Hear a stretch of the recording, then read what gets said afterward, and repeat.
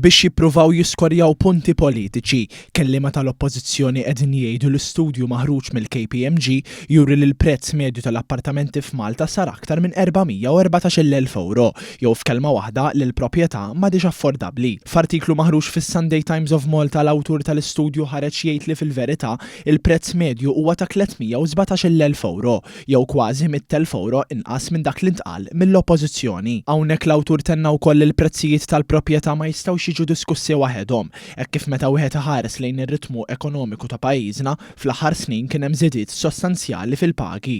Sa dan it-tant intqal ukoll il-prezzijiet li qed jikkwotaw il-kelliema tal-Oppożizzjoni Nazzjonalista huma prezzijiet irreklamati u mhux il-prezz vera. Brabta ma dan fl-2021 kien sar studju wera li fil-waqt li l-prezz medju li kienet jintalab kien ta' 400,000 euro.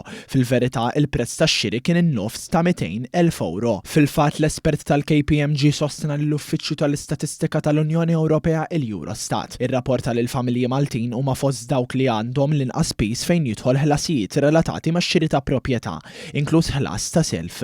U annota wkoll li f'ħafna bliet internazzjonali l-pagi baqgħu l-istess u s-self qed isir iktar diffiċli, b'konsegwenza li bosta nies qed jispiċċaw jikru. Għaldaqstant din in-narrattiva li l-kelliema tal-Partit Nazzjonalista jisħu fuqha u attentat ċar ta' fake news.